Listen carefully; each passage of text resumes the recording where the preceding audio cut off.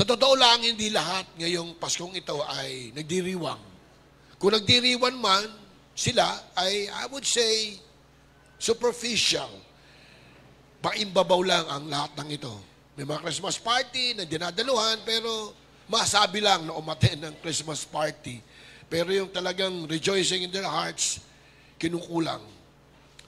And I would like us to treat this Christmas today sa pananaw na, dapat tayong magdiwang sapagkat ito ang katuparan ng pangako ng Diyos sa atin.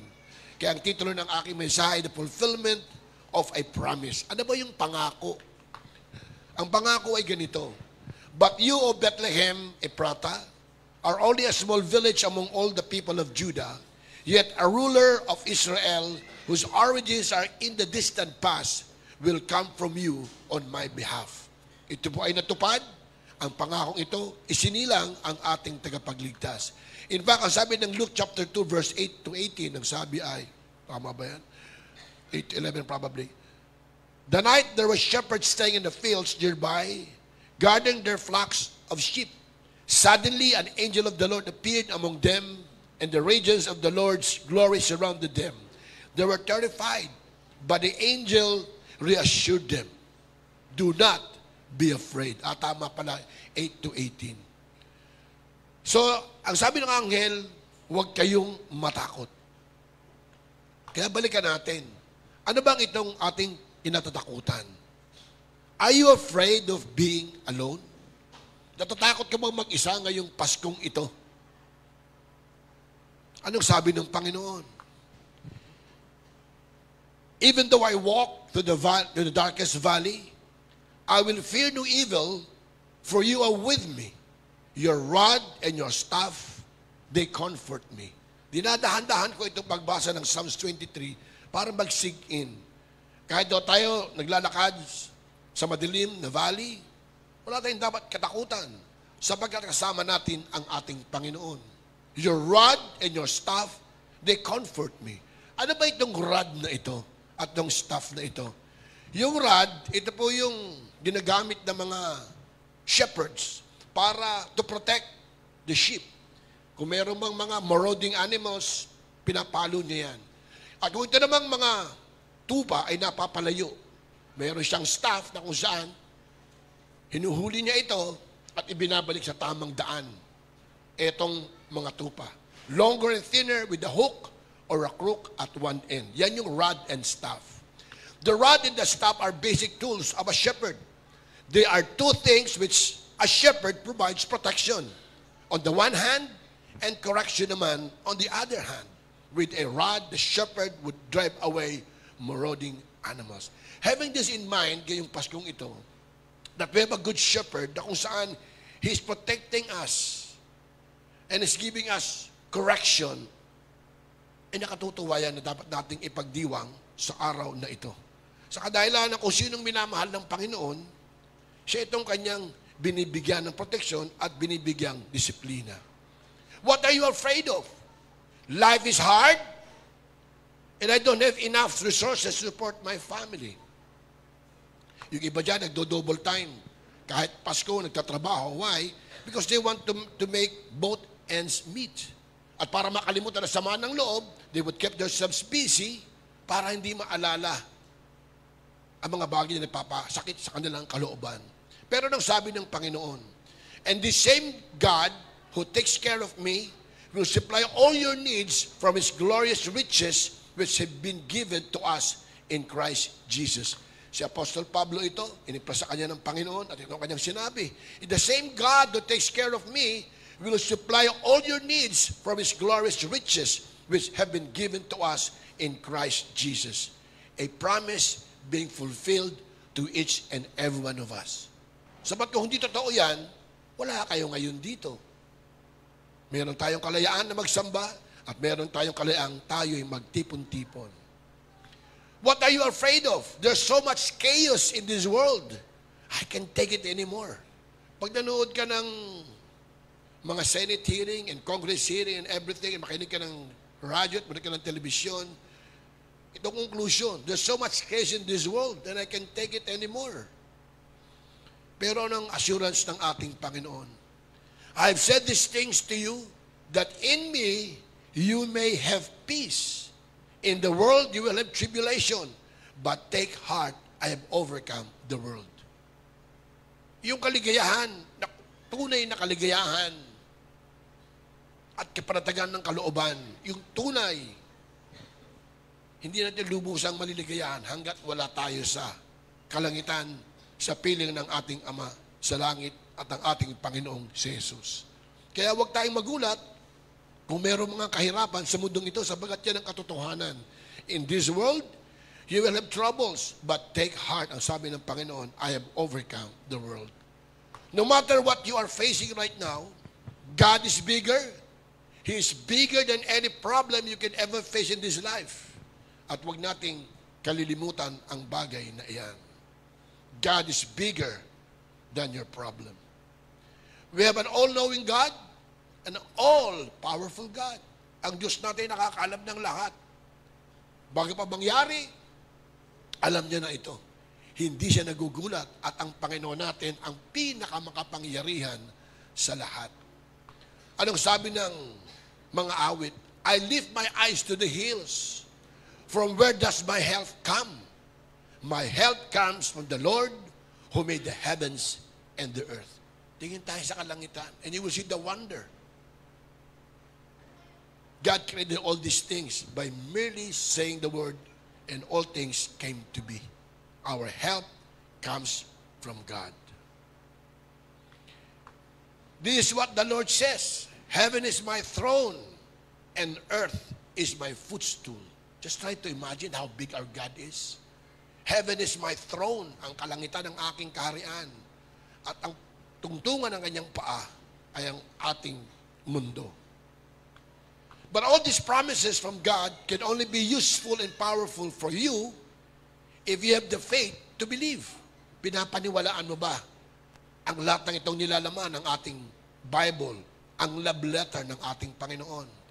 Sabi ni Pastor Rick Warren, faith is not just believing God can do something. Faith is not just hoping He will do something. Faith is thanking God in advance. Hindi pa nangyayari, nanalangin tayo, pinapaniwalaan natin ito, at agad pinasasalamatan natin ang Panginoon. Yan ang pananampalataya kay Lord. Hindi yung ano yung nararamdaman natin. Example ay ganito. Kung meron akong check, if I have a check for 100,000 pesos today, and I gave you the check, binigay ko sa iyo, hihintayin mo ba na ma-encash muna yung cheque bago ka magpasalamat sa akin? Siyempre, pag binigay ko sa iyo yung cheque na 100,000 pesos, agad-agad magpapasalamat ka. But the money would not be yours until you actually cash it. Dahil ang cheque na ito ay isang pangako pa lamang. In the same way, faith is thanking God in advance. It is believing what God has promised. He will provide. It is showing you trust Him to do what He said, and He will do. Saan ba natin makukuha ang mga pangako ng Panginoon? Hindi natin narinig audibly. Kaya sinasabi, if you read your Bible, you don't just listen to the pastors, to the preachers in front.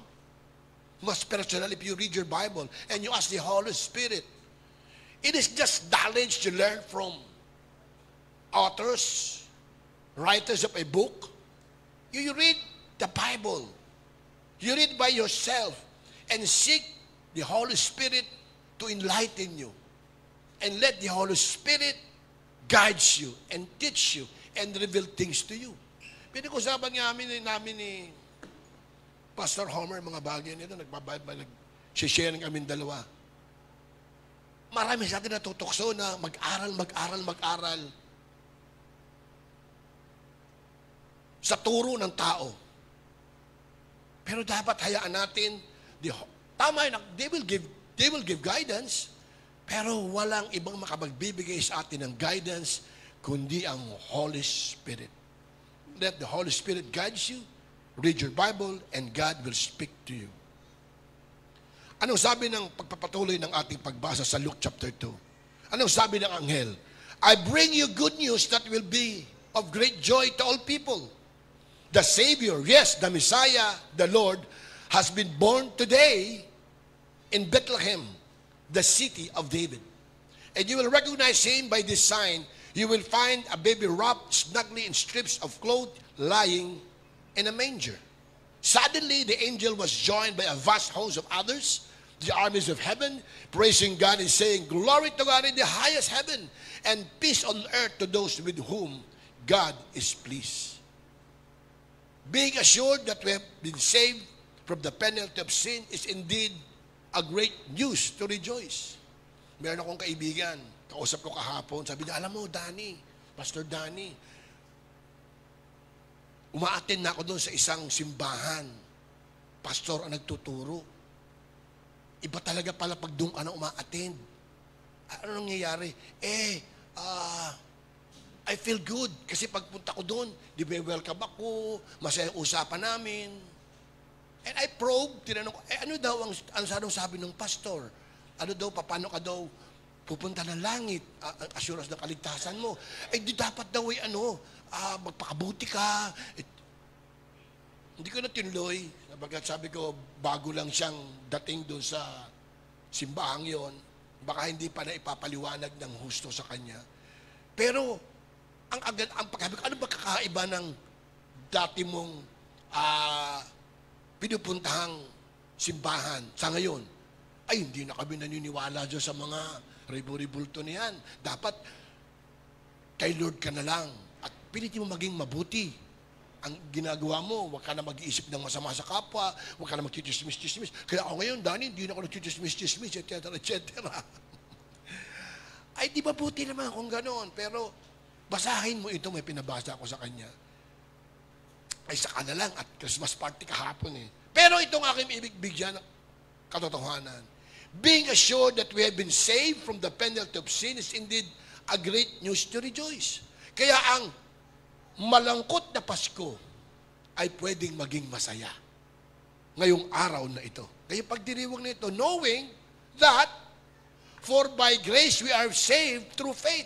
And this is not your own doing, it is the gift of God, not a result of works, so that no one may boast.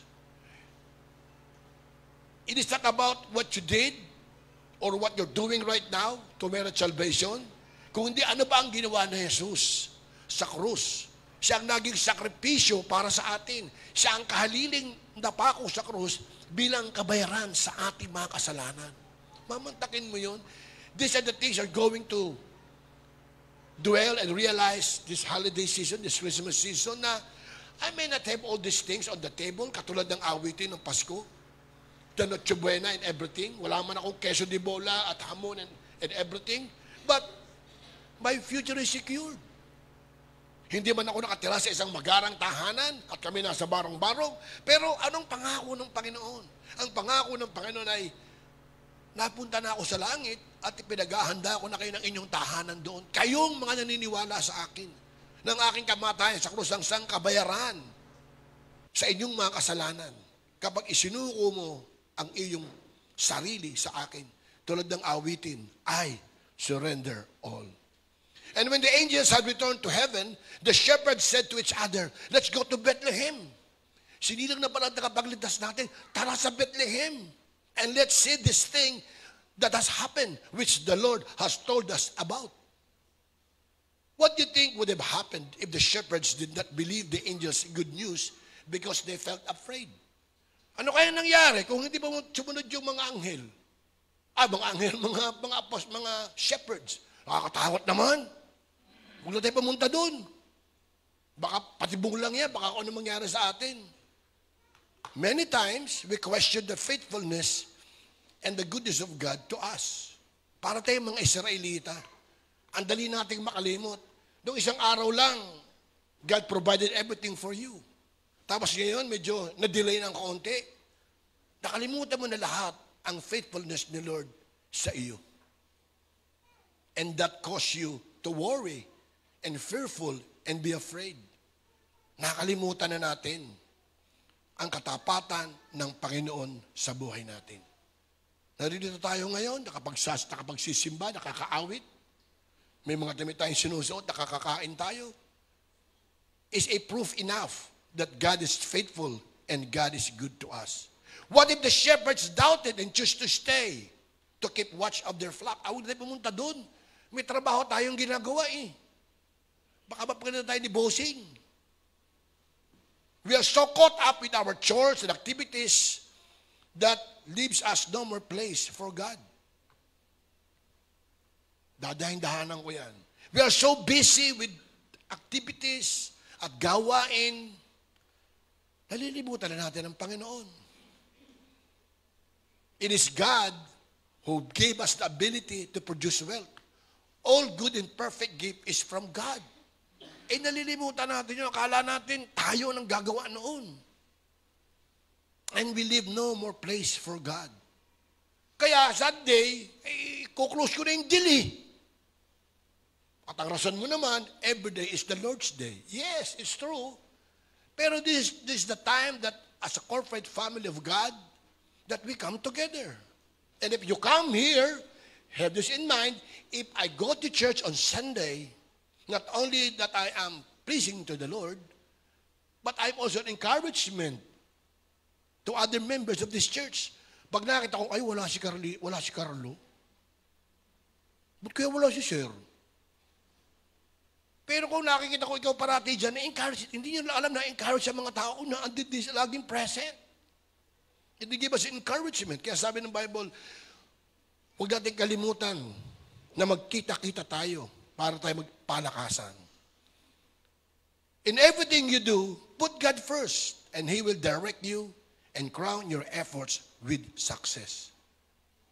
Kapag inunan natin ang Panginoon, not only that God is being glorified, pero it is for our own good and benefit. Diba? God will direct our path, and He will crown us with success.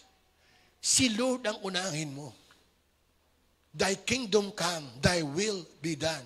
Kaya ang sabi ni Lord, seek ye first the kingdom of God and His righteousness, and all these things will be given to you as well. Ano kaya yung all na yun? Eh di all, ano man, ipagkakaloob ni Lord sa iyo. And God is true and God is faithful. Nakakaranas tayo ng hirap ngayon? Totoo. Pero paano magiging totoo ang pangako na ito ni Lord kung hindi natin susundin ang iniwan niyang love letter sa atin? Love letter ng iyong mahal. Ito ang gagawin mo. Kapag naghihina ka na, kapag nalulungkot ka na, pag nagdududa ka na at nawawa ka na ng pag-asa, unahin mo pa rin ako. And I will crown your efforts with success. They hurried to the village and found Mary and Joseph, and there was a baby lying in the manger. After seeing him, the shepherds told everyone, I love this. After seeing him, the shepherds told everyone what had happened and what the angel had said to them about this child. Listen, all who heard the shepherd's story were astonished. Oh, wow. Let me ask you, if one night that angel appeared to you in your room and proclaimed to you about the good news of a Savior being born for us that will cause great joy for all, will you keep it to yourself or share it to everyone? Ang pangako buhay na walang hanggan. I'm nothing against, I love dogs, minus the cats. But I love dogs. And people are giving money, and people are really funding and supporting to save the dogs. I commend that. Pero aso-aso pa rin yun. Pero kung tao kaya ang sinusuportahan natin, di ba? So if one night that angel came to you in your room at sinabi, Bella, Savior has been born to you. Ay, salamat, naliligtas ako. Paano naman yung sinasabi mong mahal mo rin ng mga kaibigan mo, mga klase mo, na BFF kita at tayo ay sa hirap at ginhawa ay magkasama. O nga, ang tawag doon, pinky swear. Tapos mabalitaan niya, namatay kayong pareho. Bakit nandiyan ka dito? Kung hindi mo sinabi sa akin, diyan ka po na pupunta, ba't di mo ko sinali? Natatakot ako, baka i-reject mo ako eh. As followers of Jesus Christ, we are commanded to share the good news of salvation. And this is not a request. Pwede ba? Please lang, niligtas na naman na kita eh. Pwede bang i-share mo sa iba? No, it's not a request. Then Jesus came to them and said, all authority in heaven and on earth has been given to me. Therefore, sinabing therefore, conclusion yun. Kaya itong gagawin ninyo. I love you. Therefore, go make disciples of all nations, baptizing them in the name of the Father and the Son and the Holy Spirit, and teaching them to obey everything I have commanded you. And surely, I am with you always to the very end of age. Wala ka dapat katakot. Hindi ka man mag-iisa. Ang promise ni Lord, sasamahan kita. I will be the one to provide words for you. The only thing that you do is to obey. And if they don't accept you, it's okay. The important thing is you obeyed. Yun ang sabi ng Panginoon. Ano sabi ng Romans 10? How then can they call on the one they have not believed in? And how can they believe in the one whom they have not heard? And how can they hear without someone preaching to them? And how can anyone preach unless they are sent? As it is written, I love this, how beautiful are the feet of those who bring good news. And you know what?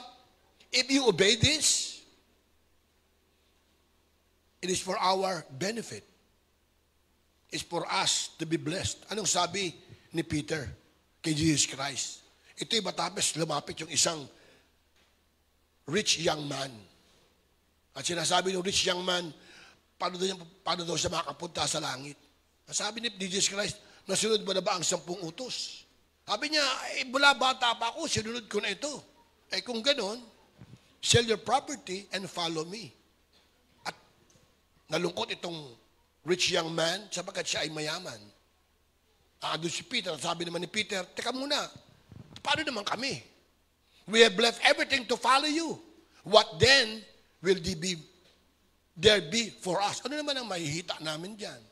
And Jesus said to them, truly I tell you, at the renewal of all things, when the Son Man sits on his glorious throne, thy kingdom come to, thy kingdom come. You who have followed me will also sit on 12 thrones. Tayo rin. Judging the 12 tribes of Israel. And everyone, listen to this, and everyone who has left houses, or brothers, or sisters, or father, or mother, or wife, or children, or fields, for my sake, will receive 100 times as much and will inherit eternal life. You will inherit eternal life. I dwell on this. Sabi ko, oy, mahirap. I am not complaining, but this is just reality. Being in front and being a preacher and being a pastor is not an easy job. Because you have to do and walk what you preach. Pero anong sabi ng Panginoon? Lahat ng nawala sa iyo, ibabalik ko 100 times. And you will have eternal life. Looking forward tayo roon. Lahat tayo na sumunod sa Kanya at sumunod at nagtiwala sa Kanya. There was a young preacher who was invited here a few weeks ago. In my mind, I questioned the decision of that young man who declined an offer to play basketball in the professional league. Pinag-usapan namin, sayang naman. Kung nagpatuloy siya mag-basketball sa NBA, kilalang-kilala siya. When he speaks, people will listen to him. Mas may impact yun. Di ba? Yan ang sabi ng aking human mind. But instead, this young preacher chose to be a preacher. And then later on, after conversing with some people, I repented and confessed to God. And I said, who am I to judge and question someone's affair with God? Ba't ko kinwestiyon na, sayang naman, basketball player na siya. Makikilala sa NBA, magaling. Ano yun? Jordan Clarkson style. Bakit kinwestiyon ko, bakit pinili pa niya maging simple pastor in the Philippines? Hindi re-repent and confess to God. Sino naman si Danny Boy para questionin yun? Samantalang sabi ng Panginoon ay ganito. Listen to this. It gave me an encouragement and confidence to live this beautiful life that we have. The steps of a good man are ordered by the Lord, and He delights in His way.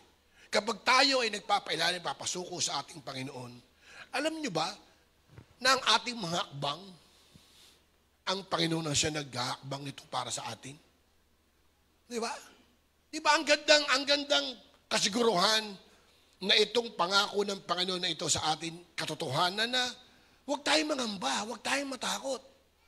This is the fulfillment of God's promise that every steps the righteous man, sinong righteous man? Tayo mga sumuko sa Kanya are ordered by the Lord. Si Lord ang nakakaalam no, si Lord nagtuturo sa atin at ang Panginoon ay nagagalak sa atin. Hindi lang yan. Pag tayo sumunod sa Kanya, nagpasakop tayo sa Kanya, it is for our own good, hindi para sa kabutihan ng Panginoon. Anong sabi niya? The Lord takes care of those who obeys Him.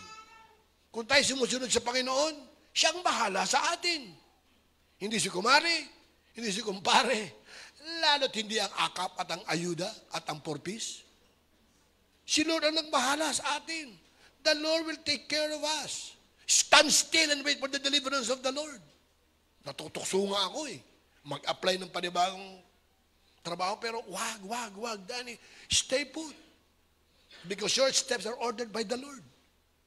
Pag para sa iyo, ibibigay ni Lord. Huwag mo sabihin, bahala sila, maghintay ka kung anong bibigay sa iyo.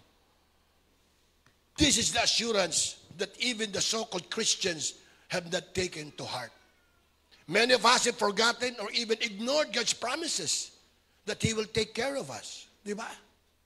The fact that you're here and able to listen to me is a proof of a promise fulfilled. Listen to this. Our enemy, the devil, is so cunning, tuso, shrewd, and deceitful, mapanglinglang. He will not forbid us to go to church, but He will keep us from obeying what is being preached at the pulpit. Okay na mag-church ka. Punta ka lang dito sa simbahan, nabuo ka lang dyan, makinig ka. Pero, huwag mong susundin ang tinuturo sa iyo. Upo ka lang dyan, makiawit ka, makikanta ka, makitayo ka, makidasal ka. Pero pagtapos mo, pasok dito, labas ka lang doon. Okay na yun. You have done your job. You have done your responsibility. You went to church, okay na yun. Kaya sabi ko, the devil is so cunning, shrewd, and deceitful. He will not forbid us to go to church, but he will keep us from obeying the Lord's command. He will make sure that you will be too occupied with the affairs and concerns of this world. Ang dami pang gagawin. Ang dami mga membership na kailangan kong tugunan. Ang dami kong trabaho na dapat tapusin. Remember the story of Mary and Martha? And I close. Sabi ni Jesus Christ, my sheep listen to my voice, and I know them, and they follow me. I give them eternal life, and they will never perish. No one can snatch them away from me. I would like you to take note of this first line. My sheep listen to my voice, and I know them, and they follow me. Do you consider yourself one of the sheep? Do you belong to the flock of Jesus Christ? Do you follow Him? Neglecting and ignoring this command may put a doubt in your own salvation. I'm not here to judge. It's between you and God, but you ask yourself. Ask yourself, do I really belong to Him? Talaga bang born again ako? Talaga bang sinuko ko ng buhay ko kay Jesus Christ? Talaga bang pinagkatiwala ko ng aking buhay sa Kanya? Siya ba talagang aking pastol at akong Kanyang tupa? Sumusunod ba ako sa Kanya? Do I really belong to Him? Have I truly surrendered my life to God? Is Jesus indeed my Lord and my Savior? Sabi ng Matthew 7:20, therefore, conclusion na naman to, by their fruits, you will know them. Sabi ni Jesus Christ. Therefore, if anyone is in Christ, he is a new creation. All things have passed away. Behold, all things have become new. Yung mga dati mong ginagawa, hindi ka lugod-lugod sa Panginoon, kung talaga isinuko mo ang buhay mo sa Kanya, dahan-dahan nawawala ito. Yung iba, dahan-dahan, iba biglaan. But you are a new creation.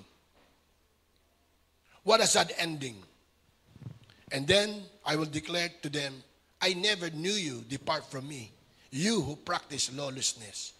Kung talaga ikaw ay for the Lord, then you won't be practicing lawlessness. You would be abiding. You will not be a lawbreaker. Kung talaga ikaw ay for the Lord. Ang iyong, what makes you fulfilled is to obey the Lord. Instead of, his master replied, well done, good and faithful servant. You have been faithful with few things. I will put you in charge of many things. Come and share your master's happiness. At syempre, lahat tayo, ito ang nais nating marinig sa ating Panginoon. Welcome, my good and faithful servant. I will put you in charge of many things. Come and share your master's happiness. And I close this Christmas. Make someone's celebration truly a joyful one. Share the good news to everyone you meet. Thus fulfilling the Great Commission. Pero kung meron pa sa ating kalagitnaan ngayon lang naunawaan itong bagay na ito. Oo nga, ibig ko makasiguro na ako ay talagang tagasunod. Hindi lang naniniwala kay Jesus. Kung hindi sumusunod, tagasunod niya. Now is the right time. Baguhin mo na yung kaisipan na kaya mong makarating sa langit sa pamamagitan ng sarili mong mga gawa. Baguhin mo yung isipan. Turn away from your sin. Itigil mo na itong mga kasalanang ginagawa mo na hindi kalugod-lugod sa ating Panginoon. At ipagkatiwala mo na sa Kanya ang iyong buong katauhan, ang iyong buhay sa Kanya. Isuko mo ang buhay mo kay Jesus. Right now, surrender your life to Him as your Lord and Savior. Let's bow our heads and let us pray. Panginoon, marami pong salamat sa inyong mensahe ngayong araw na ito. Ang aming relasyon sa iyo ay between you and personally each and every one of us. Kaya na po, Padre na Espiritu ang bahalang kumausap sa inyong mga anak, sa iyong mga tupa na naririto ngayon. Ikaw po ang kumausap sa kanila at ipadama at ipaalam sa amin kung ano ang dapat naming maging postura bilang kami ay iyong mga anak at kabilang sa iyong pamilya. Sinusuko namin ang lahat sa iyo.